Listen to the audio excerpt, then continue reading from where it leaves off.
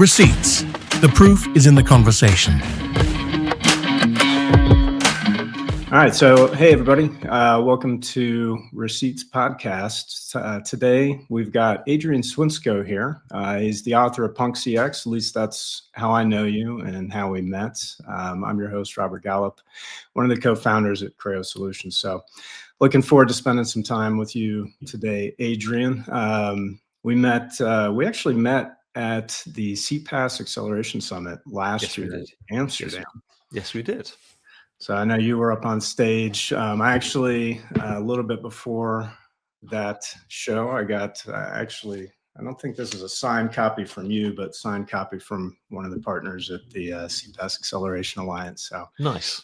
Lots of good stuff in there. So since we last met, I noticed that you've got a new book out. Actually, it's not Punk CX anymore. It's Punk XL.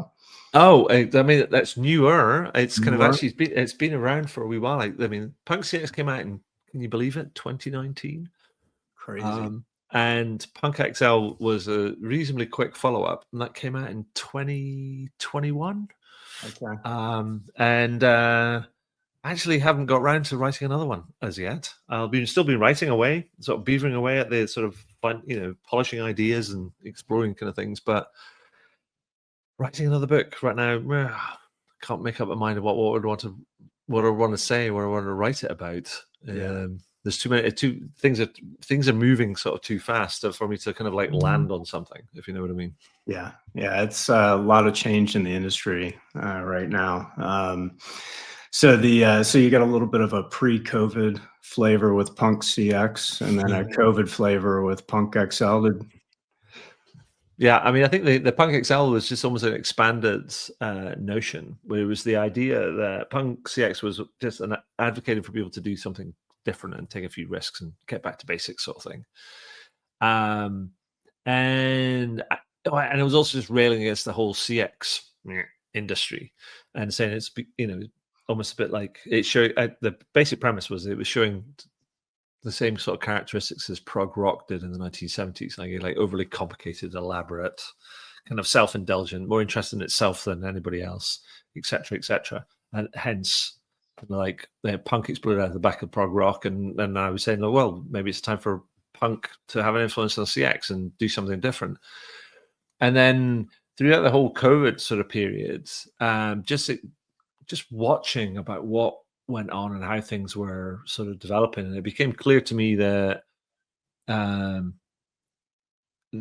we have to think holistically about some of this stuff. And then Punk XL was the idea of XL stands for experience leadership, and it's like this thing around. It's almost like there's a series of concentric rings that we need to think about. So, like, what do we do as leaders ourselves? How does that influence our team? How does that influence our organization? How does that influence our customers? And how does that influence the broader sort of ecosystem environment around us? And so it was all this kind of exploring this idea that, like, we don't exist in isolation. We have to think about, ourselves and the impact we have on others, and the sort of changes that we can affect. And so it was the dreaded second album in that series, but I think it stood up. It's just an extension of the idea, and it's still as colorful. It doesn't have a yellow cover; it has a pink cover this time. Yeah. So sort of flipped the script on that a little bit. But it's again, it's just an exploration of ideas and trying to get people to think differently about some of this sort of stuff, because there's one of my favorite lines in Punk CX was this idea with, it was a title, I think, of the very first chapter or track in the book, and it says, "Are you an artist or are you just coloring in?" And I think the same thing applies within Punk XL sort of thing. And it's a question I would, ask anybody, is like going, are you just coloring in? Are you doing paint by numbers? Because most people, it seems to me, that are. Yeah. So since you've written the books, I like your statement about, as an industry, we do tend to take ourselves a little bit too seriously, and no matter where you look, we like to hide behind numbers and tools and stuff like that. Have we, as an industry, made progress since you wrote those books? I mean, I would say, are we making progress? I think we are making kind of progress, but so it's a bit like I think it's a bit like if you watch athletics on the TV or something, or you watch a marathon or whatever, and you see there's somebody that's kind of out in front, or there's a lead group and there's a chase group, or it could be like cycling, right? There's a lead group and a chase group. I think that the lead group is like the customers, right? And they're like trucking along. Now, I think we're trying to keep up, but I don't think we're closing the gap between us and customers. And I think it's almost like maintaining that kind of gap kind of going forward. So there's a lot of organizations that are really kind of trying really hard. Yeah. But I think there's a gap in terms of what customers expect and a brand's ability or organization's ability to keep up and meet those expectations. And I think we've seen that over the last number of years in terms of people's perceptions about whether experience is improving or it's flatlining and things. And I think I don't think things are necessarily getting worse. I just think things are improving. From a brand's perspective, I think they're improving. They're doing better things, but they're not doing things at a better enough rate to close that gap between where customers want them to be and where kind of brands need to be. Yeah. So over the last couple of years, we've had a bunch of AI related stuff rollouts. So as we talk about that customer experience expectations and the gap, two things that come to mind. One is throw an LLM and a chat interface anywhere and it'll solve problems. And now our newest flavor is agentic AI. So between those two things, do you think we're making progress? Or are we just making things worse or the same? So I think without a doubt, the new technology that's emerging, whether it's the generative AI fueled stuff and now the agentic AI stuff, I think is without a doubt is going to be, I mean, it has massive potential and it could be potentially transformative in many sort of ways. But I question whether or not we truly understand, or many leaders can like truly understand what it is. And also, I think there's a lot of sort of hype and let's say agent washing or agentic washing kind of going on and I think we need to figure out one. I think leaders need to upskill themselves in terms of do they truly understand what this is and what it can do and what they need to do in order to deploy it and to harness its potential. Because fundamentally, yes, it's all sewn in or woven into enterprise software. But the problem is that what many people don't quite grasp is that it has fundamentally changed the nature of enterprise software. So prior to the explosion of all this AI-powered software, particularly the generative AI kind of powered software, most enterprise software would be you go through you identify a need, you'd go do some research, kind of maybe come up with a short list of potential kind of vendors you'd like to talk to. You put out like an RFP, an RFQ, whatever it might be. You arrange some demos, and then you'd pick one, right? And then there'd be a whole bunch of onboarding and training, installation, implementation, etc. And then you'd be off to the races. And then there'd be access to success and support kind of on demand. And then your quarterly QBRs and stuff. That's kind of how it would be. Like you'd have your people on the tools. The problem now, not the problem, the challenge now is that with enterprise software, which is AI powered, the responsibility for maintenance is now not solely doesn't sit solely with the vendor. It's also shared with the customer, with the client. So the customer needs to then, if they deploy this software, either they or their outsourcing partner or whoever it might be, has to spin up a team to develop it, manage it, monitor it, measure it, test it, kind of populate it with data, etc. And that's just different. Mm-hmm. And it takes more money over and above the license costs, and it takes more people, and it takes more time. And I've seen a lot of people kind of not quite getting their heads around this. I mean, I remember hearing a story recently where a customer service ops director was getting pressure from the leadership team and their board to go, we should implement a whole bunch of AI kind of into our thing to improve efficiency and productivity and self-service and everything else. And customer service ops director said, yeah, sure. No, we'll totally look into that.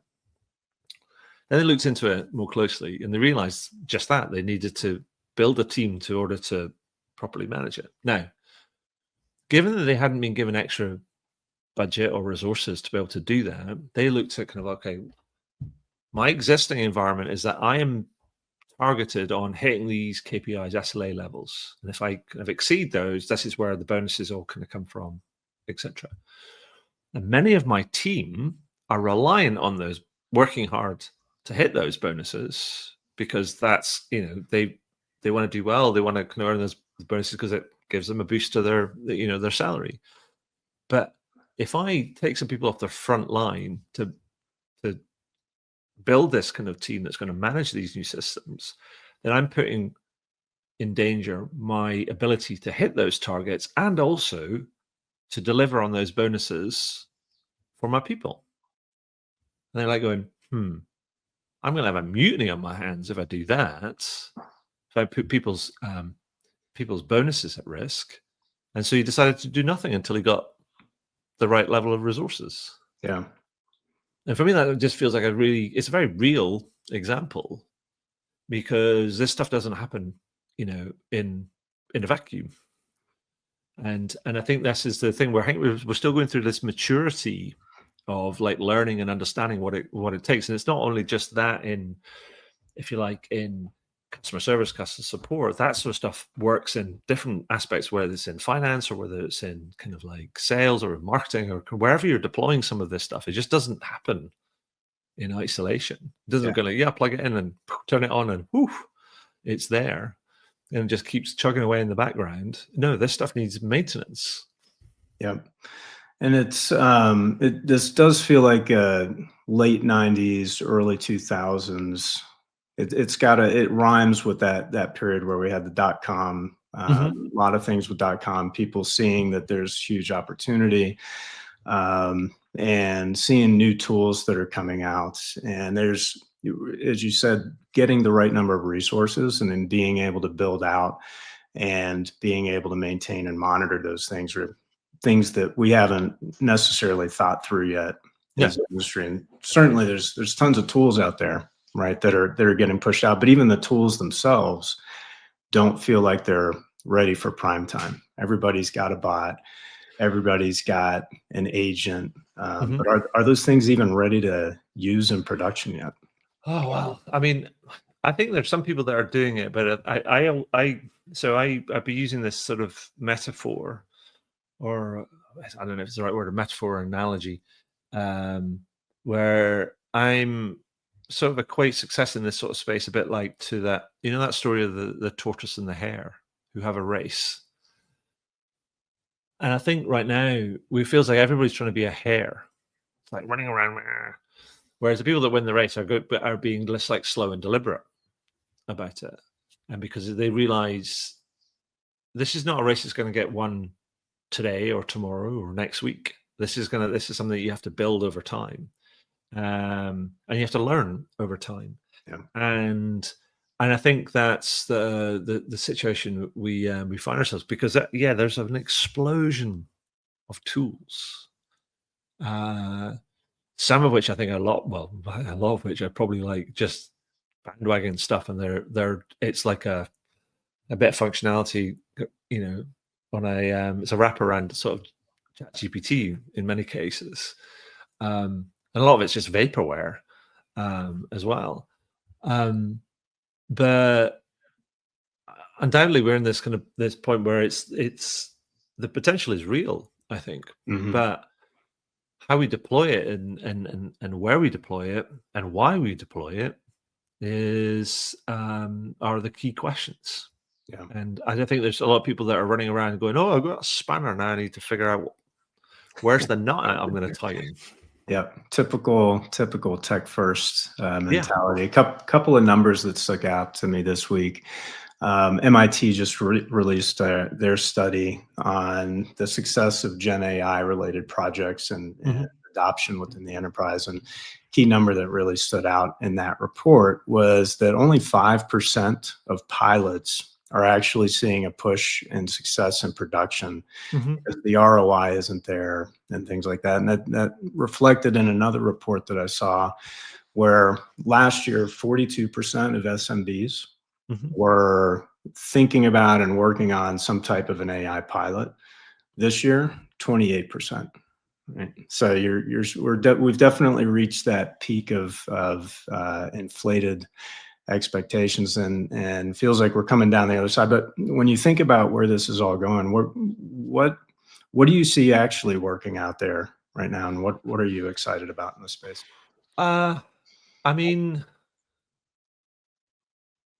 I get excited by like sort of solving some of the old problems.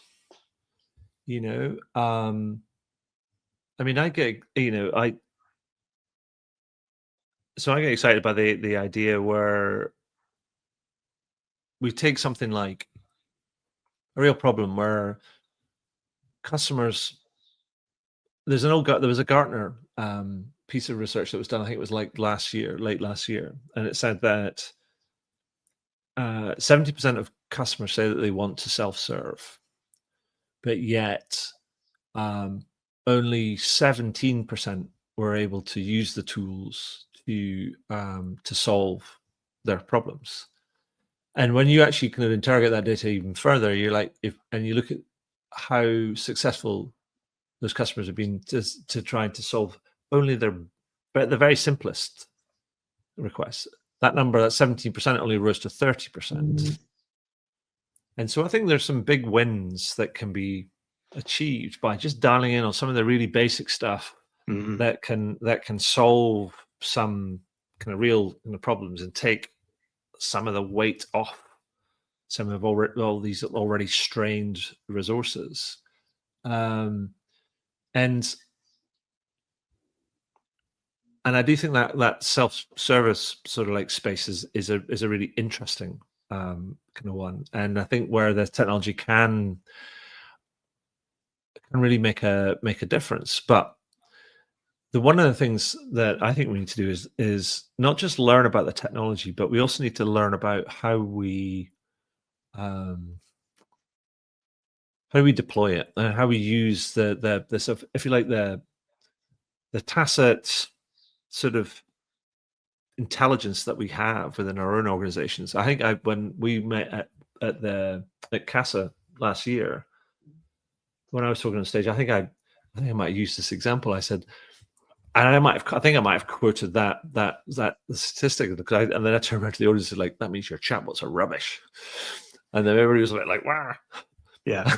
I said, well, no, just kidding. I think the potential's there. But I think the point I made following on from that, which I think still stands, I said, look, I asked the question, I said, who are when you're talking about a conversational interface, I said, who are the people that are your conversational experts in your organization? Who are the people that are having the most frequent conversations with customers on a hour by hour, day by day sort of basis? And people piped up and went, yeah, probably customer service or customer support. And I says, yeah, absolutely right. I said, then let me ask you a second question. And I said, well, how many of those people do you think are involved in the design and the development of these chatbots? And it was like tumbleweed, if you remember. Yep. And like, there's your problem. And the problem is we're not fusing the technology with the insight and the intelligence that already exists in the organization. And until we learn to do that better, I think the jump in outcomes that we're after is probably going to be underwhelming. Yeah. And so it becomes a change problem.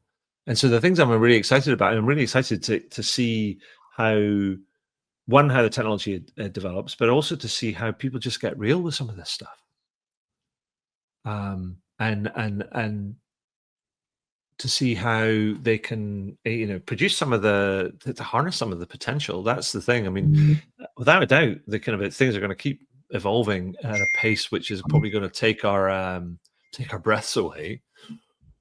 But I think people that go, right, I'm going to be the tortoise, and I'm just going to keep plodding along, Yeah. not necessarily making headlines, but I'm going to keep inching up my outcomes and improving, and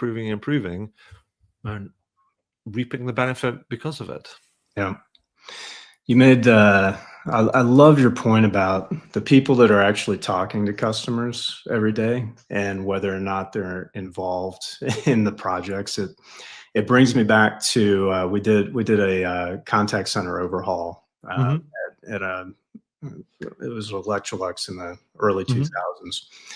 I ended up running the project, and this was my first big project where I cut my teeth as an IT guy. Right. But when you made that statement, I think back to how many people were involved in that project, and I think about the project team. There wasn't a single agent, other than seeing how they clicked through applications and how they did their job. There wasn't a single agent that we actually talked to about the IVR flows and the other pieces that we're building out. So you're spot on right there in terms of that being a gap.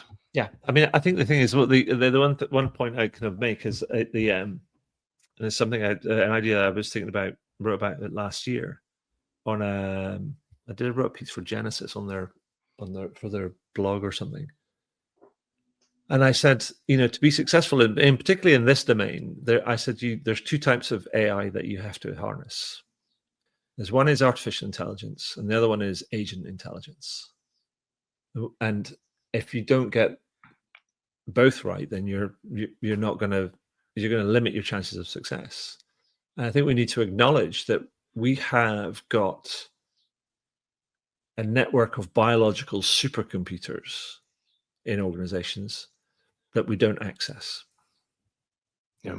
And only the people that have respect for the work and the insight that people can do on a day-to-day basis. And it's not just about customer service and customer support. It can be about any part of an organization.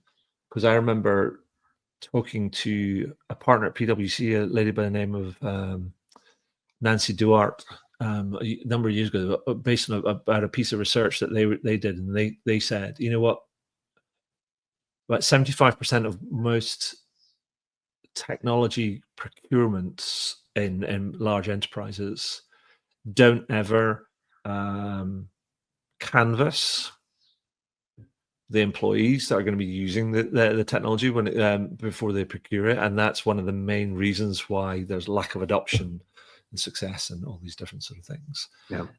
And so we just have to learn the lessons. Yeah. So we really, really good point there. And it brings me kind of full circle to something else we're seeing in the industry right now. So we talked about agentic AI and LLMs, like automating that Q&A and that that self-service piece. But what we're seeing in the market right now with AI, and there's a new standard coming out around capturing conversation detail. We've actually got on the back end right now the ability to take every single conversation that an agent has that you're having at different touch points within the organization and your customers, and actually run that through AI now and pull insights out of that, right? And we're actively working on that at Creo Solutions right now on a few industry solutions. But what's really impactful there is you do get access to those supercomputers that are talking to people every single day. You get access to all of the insights, all of the pains, all of the successes that we've got and that they have every day. And what's really interesting there is we talk about agentic AI and we talk about LLMs. We like to talk about automating the process, but we don't talk about actually analyzing the data that we've got access to.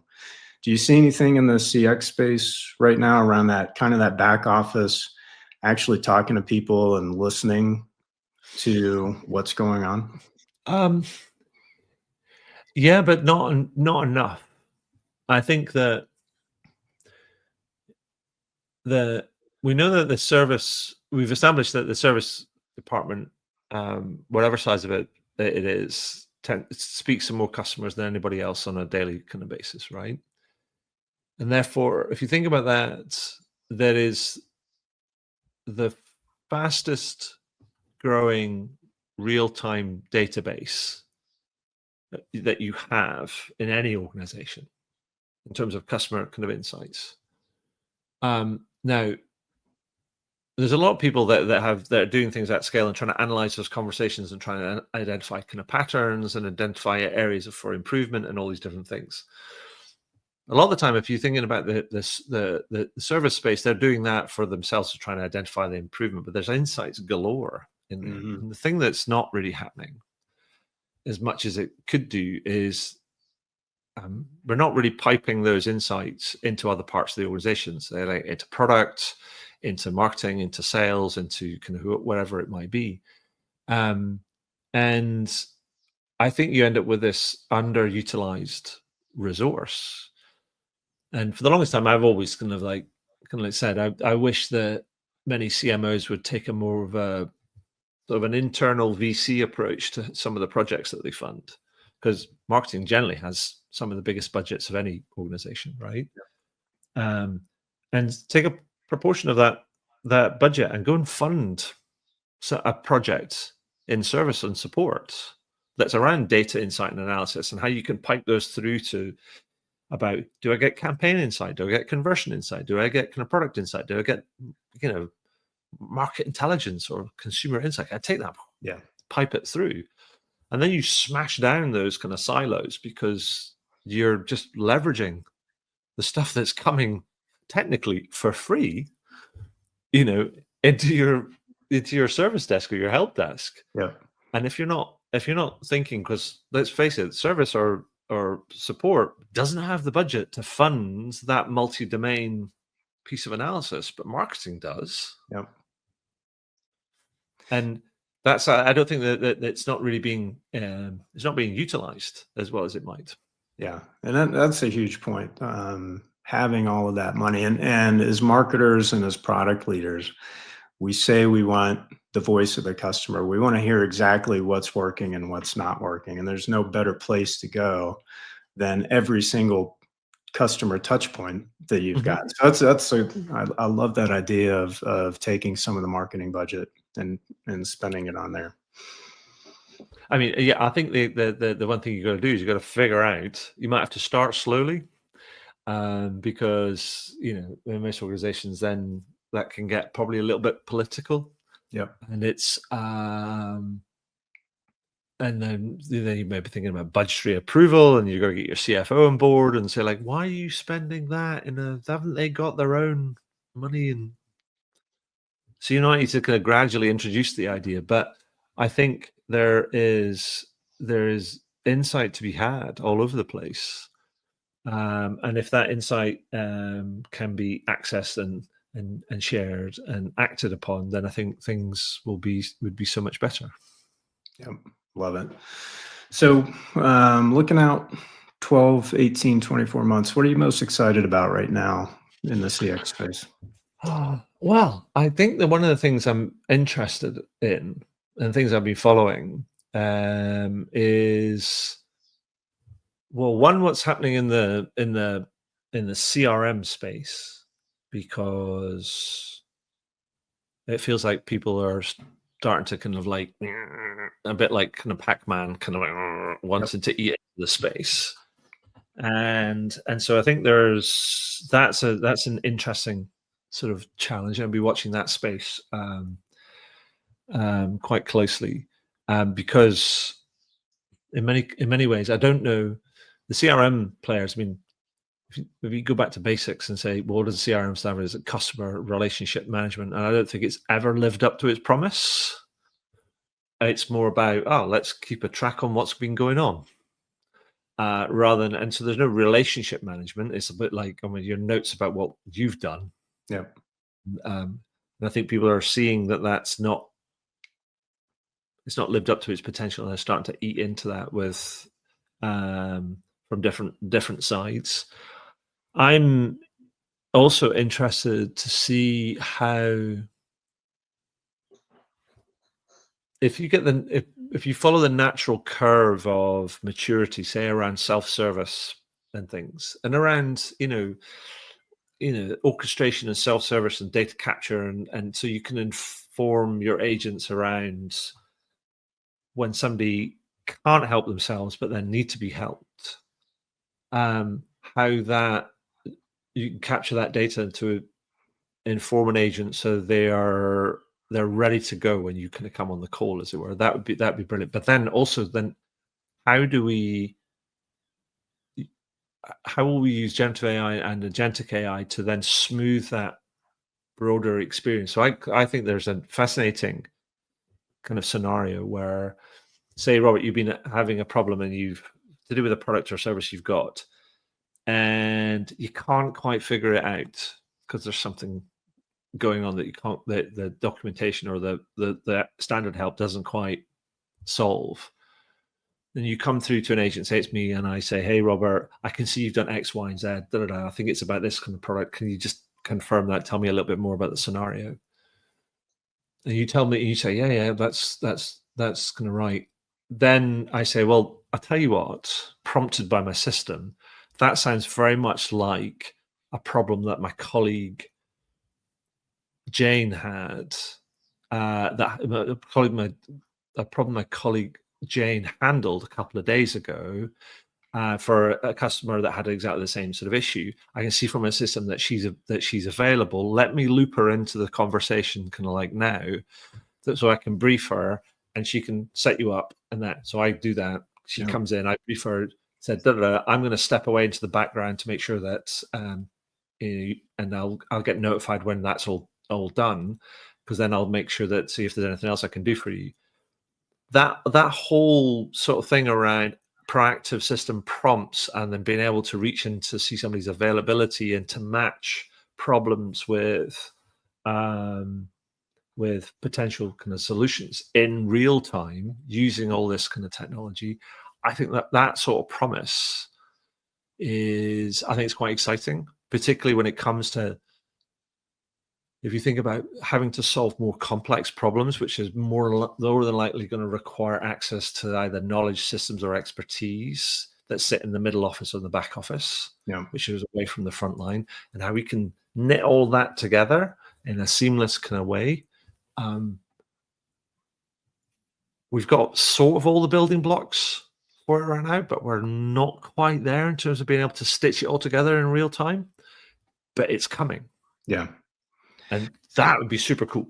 Yeah, I love that. And we're actually seeing right now those building blocks are really close to that maturity level where we're literally thinking about, in that scenario where you've got the customer talking about a particular issue. That agent may or may not have heard anything about that issue elsewhere, but the AI piece can pick up on that, look back through the previous conversations and pull that forward and highlight that. Yeah, I don't think we're that far off, right? Yeah. Maybe 6 to 12 months, and we'll probably be seeing some reliable solutions out in the market around that. But it is an exciting space right now. Yeah, I mean, but knitting all that data together, so then you end up with the kind of the capturing the journey, and you sort of and it doesn't need to be logged in. It just need to capture that sort of journey in the context. And when you come through, you can go, "Hey, my name's Adrian, and oh, my name's Robert. I can see, Robert, that you've been trying to do this, blah blah blah." And then because that's all gets knitted together, because you don't have to repeat yourself, right? Yep. It makes me sound like, I'm in this informed sort of thing, and then the system's already sort of working, right? Because you've already given it some sort of context. Then you're just starting to refine that as you kind of go in real time. And so, there's a number of different blocks. So are we 6 to 12 months away? I think that may be generous. I think there might be people talking about that in 6 to 12, to 12 months. That becoming a reality at a mass market sort of basis. I think we're a little bit further out than that in terms of, are people ready to be able to do that in terms from a personnel, leadership, data, infrastructure kind of level. I think that's a little bit further out. The capability is nearly there, and that's probably something 26, 27. But in terms of an organization actually getting there, or most organizations being able to get there, I think we're a little bit further off than that. Yeah, that's a fair point on the organization side. I can say on the technology side, the things that we're working with right now, I can see a 2026 implementation of that type of a solution. So awesome. Good stuff, Adrian. So a few off-the-wall questions for you. I know you're in Edinburgh. Yes, I am. I've been once, and I loved it up there. Awesome. It was good. Yeah, took the family kind of on a whiskey golf tour. We didn't play golf, but we did drink whiskey. So, so some questions for you. Go on. I know Edinburgh's got the Fringe Festival that it's famous for. What's your favorite festival up there? I would say, crumbs, there's so many, because they all seem to stack on top of each other. But the Fringe Festival is great just for the diversity of acts. I think some of the stuff that you see in the International Festival, which happens at the same time, is there. You just get to see some outstanding things.